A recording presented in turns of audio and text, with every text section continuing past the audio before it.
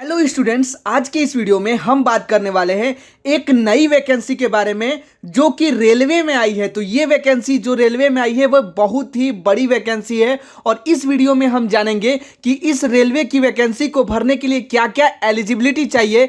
मैं आपको पहले ही बता दे रहा हूं कि ये आप अगर इसकी क्वालिफिकेशन सुन लेंगे तो आप यानी कि ये क्वालिफिकेशन ऐसा रखा गया इस फॉर्म को भरने के लिए कि कोई भी कैंडिडेट जो है वो एलिजिबल है हो सकता है इस वैकेंसी को भरने के लिए। तो जानेंगे इस वीडियो में पूरा डिटेल में कि क्या क्या एलिजिबिलिटी चाहिए, साथ ही इस फॉर्म को भरने के लिए क्या एप्लीकेशन फी रखा गया है और यह भी जानेंगे कि कौन से कास्ट के लिए कितनी वैकेंसी खाली है, पोस्ट वाइज कितनी वैकेंसी किस कास्ट के लिए खाली, ये सारा डिटेल में जानेंगे इस वीडियो में। तो बने रहिए हमारे साथ वीडियो के अंत तक क्योंकि ये वीडियो आप सभी लोगों के लिए बहुत ही इंपॉर्टेंट होने वाला है। तो जैसा कि आप स्क्रीन पर देख सकते हैं यहां पे लिखा गया है वेस्ट सेंट्रल रेलवे यानी कि पश्चिम मध्य रेलवे में ये वैकेंसी निकल के आई है। अब देखते हैं यहाँ पे ये वैकेंसी कब आई है। तो यहाँ पे देख सकते हैं 22 फरवरी 2021 को ये वैकेंसी का नोटिफिकेशन जारी किया गया था। इसके बाद आप नीचे देख सकते हैं इस वैकेंसी का भरने का जो ओपनिंग डेट था ये था 1 मार्च 2021 और लास्ट डेट इस वैकेंसी को भरने का है 30 मार्च 2021। अब नीचे आप देख सकते हैं यहाँ पे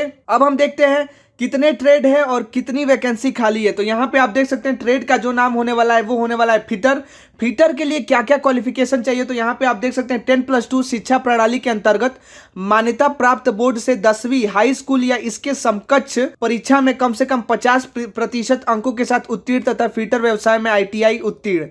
तो आपके पास 10th पास का सर्टिफिकेट होना चाहिए, साथ ही ITI अगर है तो आप इस वैकेंसी को भरने के लिए एलिजिबल है। कुल सीटों की संख्या बात की जाए तो 45 है। आप देख सकते हैं किस कास्ट के लिए कितनी सीटें हैं। अब बात करते हैं नेक्स्ट जो कि वेल्डर गैस के लिए यानी कि इलेक्ट्रिक के लिए जो शैक्षणिक योग्यता रखी गई है वो रखी गई है 10+2 यानी कि 10वीं पास। और अगर आपने गैस एंड इलेक्ट्रिक व्यवसाय से ITI किया है, अगर आप पास हैं तो आप इस वैकेंसी को भर सकते हैं। कुल वैकेंसी है इसमें 28।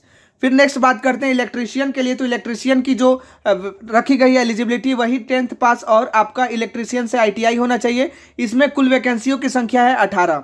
फिर नीचे बात करते हैं नेक्स्ट कंप्यूटर ऑपरेटर के लिए आपके पास जो होना चाहिए यहाँ पे लिखा गया निर्धारित व्यवसाय computer operator and programming assistant trade ITI होना चाहिए आपके पास और 12वीं कक्षा उत्तीर्ण होना आवश्यक है। साथ ही 10वीं भी आपके पास होना चाहिए यानी कि 10th 12th और ITI का सर्टिफिकेट है तो आप इस वैकेंसी को भर सकते हैं। वैकेंसी के कुल संख्या है, पदों की संख्या 8 रखी गई है। ऐसी आप नेक्स्ट देख सकते हैं सेक्रेटेरियल असिस्टेंट के लिए 5 वैकेंसी रखी गई है। आप यहाँ पे क्वालिफिकेशन देख सकते हैं। फिर नेक्स्ट बात करते हैं पेंटर के लिए 10 वैकेंसी खाली है, कारपेंटर के लिए 20 वैकेंसी खाली है। उसके बाद नीचे आप देख सकते हैं प्लम्बर की अगर बात की जाए तो प्लम्बर के लिए जो वैकेंसी खाली है 8 वैकेंसीज खाली है। फिर आप देख सकते हैं ड्राफ्टमैन की अगर बात की जाए तो ड्राफ्टमैन में 2 वैकेंसीज खाली है। क्वालिफिकेशन आप देख सकते हैं सब में 10th और ITI मांगा है। उसके बाद आप देख सकते हैं टेलर के लिए भी आपके पास 10th का सर्टिफिकेट होना चाहिए। साथ ही आप यहाँ पे लिखा गया है ITI उत्तीर्ण होने चाहिए। 5 वैकेंसी इसमें खाली है। मैकेनिक डीजल के लिए 7 वैकेंसीज खाली है। उसके बाद हम बात करते हैं मैकेनिक ट्रैक्टर के लिए आप देख सकते हैं यहाँ पे 4 वैकेंसीज खाली है।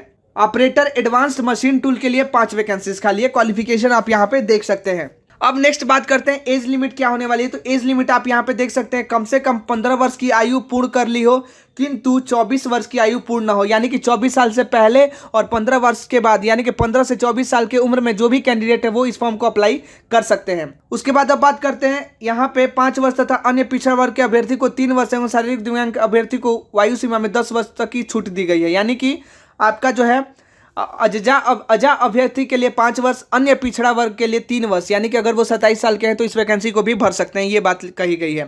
एप्लीकेशन फी की बात की जाए तो इस एप्लीकेशन को भरने के लिए कम से कम 100 रुपये है प्लस में एवं पोर्टल शुल्क 70 रुपये प्लस GST का भुगतान करना होगा इस वैकेंसी को। और ये जो आप एप्लीकेशन फी दोगे ये नॉन रिफंडेबल होगा, यहाँ पे लिखा गया है। उसके बाद नेक्स्ट बात करते हैं हम चौथा जो है यहाँ पे भूतपूर्व सैनिक के लिए जो 3% का जो है फोर्स व्यक्तियों के बच्चों है तो 3% पद रखा गया है। यानी कि फिटर में 1, वेल्डर के 1, इलेक्ट्रीशियन के लिए 1 और कारपेंटर पे 1 में आरक्षित रहेंगे, उनके लिए एक सीट आरक्षित रखा गया है। उसके बाद नेक्स्ट इंपॉर्टेंट हम जानते हैं इसमें इस आवेदन को भरने का जो किस वेबसाइट पे इस आवेदन को भरेंगे, इस वैकेंसी को भरेंगे। तो आप यहाँ पे देख सकते हैं 8.1 में www mponline.government.in की वेबसाइट पर होम पेज में आप जाकर नागरिक सेवा में आवेदन या नवंतीम सूचा पर क्लिक कर आवेदन कर सकते हैं। वहां पे नागरिक सेवा में जाकर आप वहां पे आवेदन कर सकते हैं इस वेबसाइट के जरिए।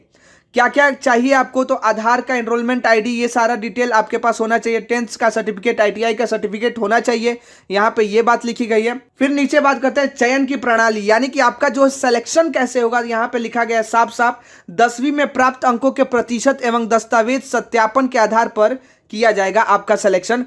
यानी कि ITI पास उम्मीदवारों की योग्यता की सूची मेरिट लिस्ट बनाई जाएगी। मेरिट लिस्ट बनने के बाद इसके लिए कोई लिखित परीक्षा अथवा साक्षात्कार मौखिक परीक्षा नहीं होगी। यानी कि ये बात कही गई है कि इस वैकेंसी में का सिलेक्शन जो होगा, इसमें ना ही कोई रिटन टेस्ट होगा और ना ही कोई इंटरव्यू होगा, डायरेक्ट इसमें सिलेक्शन होगा। किस आधार पे, तो मेरिट लिस्ट का आधार केवल 10वीं में प्राप्त अंकों के प्रतिशत पर होगा। यानी कि जो भी आपका 10th में सर्टिफिकेट पे जो भी परसेंटेज होगा, उसी के आधार पे आपका सिलेक्शन किया जाएगा। उसके बाद यहाँ पे लिखा गया है, जिन बोर्ड में प्रत्येक विषय का CGPA दर्शाया जाता है, उनके लिए 10वीं में प्राप्त प्रतिशत की गणना के लिए सभी निर्धारित विषयों में प्राप्त ग्रेडों का मिड पॉइंट लिया जाएगा। उसके औसत की गणना की जाएगी, जिसमें प्रत्येक विषय के कुल अंक को 100 माना जाएगा।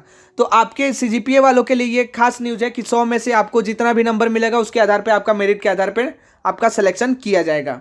क्या क्या दस्तावेज अपलोड करना है, यहाँ पे लिखा गया आवेदन के साथ अपलोड किए जाने वाले दस्तावेजों की सूची। तो ये इंपॉर्टेंट है, 10th का सर्टिफिकेट होना चाहिए, 10वीं का प्रमाण पत्र, साथ में national trade certificate, provisional national trade certificate होना चाहिए।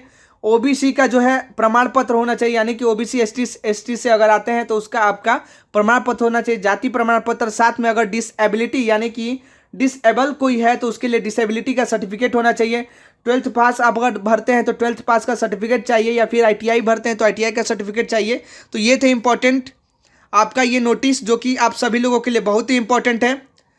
यहाँ पे ये सबसे इंपॉर्टेंट आप देख सकते हैं, आधार कार्ड, मतदाता पहचान पत्र, driving licence, passport, pan card और बैंक द्वारा विधिवत फोटो युक्त पासबुक होना चाहिए आपके पास, तभी आप इस फॉर्म को अप्लाई कर सकते हैं। तो यही था इंपॉर्टेंट अपडेट जो कि मध्य रेलवे में आया है। वैकेंसी बहुत ही बड़ी वैकेंसी है, तो देर ना करते हुए जल्दी से इस वैकेंसी को भर दे। और ऐसे ही छोटी से छोटी जानकारी और बड़ी से बड़ी अपडेट और बड़ी से बड़ी वैकेंसी जानने के लिए हमारे चैनल को तुरंत सब्सक्राइब करें और बेल आइकन दबा दें। मिलते हैं आपसे नेक्स्ट वीडियो में, तब तक के लिए धन्यवाद।